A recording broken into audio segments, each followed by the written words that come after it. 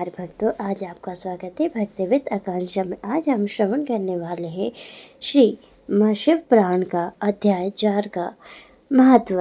हे भक्तों, आज हम उस दिव्य संवाद की कथा सुनेंगे जहाँ स्वयं संत कुमार जी महर्षि वेद व्यास जी को सत्य और शिव भक्ति का रहस्य बताएंगे। ये कथा न केवल ज्ञानदानी है बल्कि आत्मा को मुक्ति के मार्ग पर ले जाने वाली है। आइए श्रवण करें उस पावन संवाद का जो साधन और परम सत्य को उजागर करते। आपको कथा अच्छी लगे तो कमेंट में हर हर महादेव या ओम नमः शिवाय जरूर लिखें। ऐसी कथा से जुड़ने के लिए हमारे चैनल को लाइक करें और सब्सक्राइब करना ना भूलें। संत कुमार जी और वेद व्यास जी का संवाद। सूत जी कहते हैं, हे मुनियों, इस साधन का महत्व बताते समय एक प्राचीन वृत्तांत का वर्णन करूँगा जिसे आप ध्यानपूर्वक सुने। बहुत समय की बात है, परारश मुनि के पुत्र मेरे गुरु वेद व्यास जी सरस्वती नदी के तट पर तपस्या कर रहे थे। एक दिन सूर्य के समान तेजस्वी विमान से यात्रा करते हुए भगवान संत कुमार वहां जा पहुँचे। मेरे गुरु ध्यान में मग्न थे।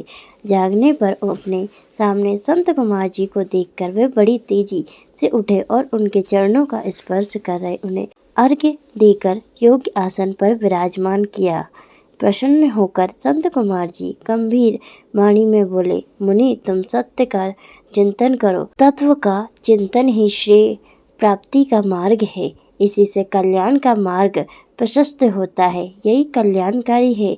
ये सब जीवन में आ जाता है तो सब सुंदर हो जाता है। सत्य का अर्थ है सदैव रहने वाला। इस काल का कोई भी प्रभाव नहीं पड़ता। ये सदा एक समान रहता है। संत कुमार जी ने महर्षि वेद व्यास जी को आगे समझाते हुए कहा, महर्षि, सत्य पदार्थ भगवान शिव ही हैं। भगवान शंकर जी का श्रवण, कीर्तन और मनन ही उन्हें प्राप्त करने के सर्वश्रेष्ठ साधन है। पूर्व काल में मैं दूसरे अनेक अनाक साधनों के भ्रम में पड़ा घूमता हुआ तपस्या करने मंदराचल पर जा पहुंचा। कुछ समय बाद महर्षि की आज्ञा से सबके साक्षी तथा शिवगणों के स्वामी नंदीश्वर वहां आए और स्नेहपूर्वक मुक्ति का साधन बताते हुए बोले, भगवान शंकर का श्रवण, कीर्तन और मनन ही मुक्ति का स्रोत है। ये बात मुझे स्वयं देवादिदेव भगवान शिव जी ने बताई है। अतः तुम इन्हीं साधनों का अनुष्ठान करो। व्यास जी ऐसा कहकर अनुगामी सहित संत कुमार ब्रह्माधाम को चले गए। इस प्रकार इस उत्तम वृत्तांत का संक्षेप में मैंने वर्णन किया है। ऋषि बोले, सूत जी, आपने श्रवण, कीर्तन और मनन को मुक्ति का उपाय बताया है, किंतु जो मनुष्य इन तीनों साधनों से असमर्थ हो वह मनुष्य कैसे मुक्त हो सकता है? किस कर्म के द्वारा बिना यत्न के ही मोक्ष मिल सकता है?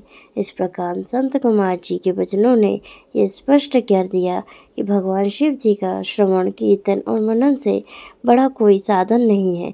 ये वही अमृत है जो साधक को मुक्ति की ओर ले जाता है। परंतु यदि कोई इन साधनों में भी असमर्थ हो तो क्या उसका मार्ग?